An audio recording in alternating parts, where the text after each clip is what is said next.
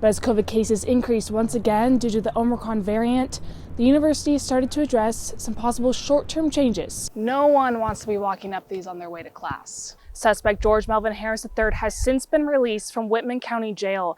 His charges have been dropped. When Family Weekend was moved on to Zoom because of the pandemic, this water looks clear, right? But if I come around this way, migrating to Riggins, to the Salmon River, right now. They're volunteering as emergency substitutes. And the drive-thru is full, and you decide to wait here on Grand Avenue before pulling in, officers can make your meal a whole lot more expensive. Ages 5 to 11 have already registered for COVID-19 vaccine clinics hosted by Schweitzer Engineering Laboratories. Cut the risk of hospitalization or death from the virus by 89% in high-risk adults when exposed to COVID-19. WSU senior Courtney Crabtree is concerned. If we do go online after only one semester of being in person, after everybody got their vaccine, after everybody has been wearing masks, it would feel like a huge slap in the face. As universities across Washington are moving back to Zoom for short periods of time, students here in Pullman feel as if the clock is ticking down to the day they're back online as well. I would be so devastated. WSU spokesperson Phil Weiler says WSU does not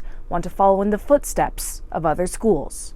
At WSU, we feel really strongly that our students have told us they want to be in person. Crabtree, a broadcast production major, is happy to finally be enjoying her classes in person.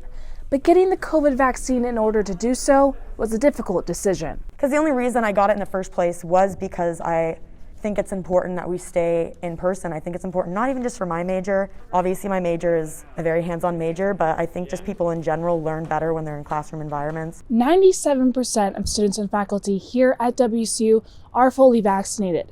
But as COVID cases increased once again due to the Omicron variant, the university started to address some possible short-term changes here on campus. We would rather have a short period of reduced services but keep things available in person than to simply say we're going to shut it down for 2 weeks. Crabtree can't help but worry. I think it would be horrible if I chose to get the vaccine and then they decided to go online anyway. But Weiler is optimistic. We believe that the combination of being fully vaccinated, being boosted, and wearing masks gives us adequate protection to be able to continue to offer in-person instruction. Reporting in Pullman, Ava Wainhouse, Murrow, News 8. Steve Hilton has been coming to Riggins for 18 years. Oh, I love to come here. And that here is Island Bar, just 15 minutes outside of town. It's just a nice place to get away from things. Getting away from the hustle and bustle of home back in Boise, Steve spends the whole month of October alongside the river. His daughter and son come up on the weekends, and of course, the dogs come too. This is the best spot in the campground, so I get up here early enough to get it every year. Steve has been on the hunt for steelhead trout here on the Salmon River, but his luck seems to get worse and worse every year. Steelhead's getting so bad, and there's not a lot of hope of it ever coming back. Fishing guide Roy Akins tells us why steelhead numbers are dropping so much. When we get to wild fish numbers in Idaho, we've seen steady decline since the creation of the 4 Lower Snake River dams. Here at the Lower Granite Dam, which is one of the 4 Lower Snake River dams, we see a large majority of the steelhead trout that Steve was telling us about migrating to Riggins, to the Salmon River, right now.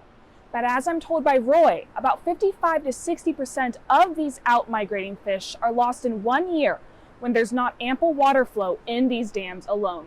And when the fishing's bad, it really hurts Riggins. About 60% of our year depends on steelhead from the bars, restaurants, gas stations, tackle shops, and outfitters, motels. Everybody depends on it through the winter months. But over at Island Bar, Steve is still fishing, still waiting for a bite.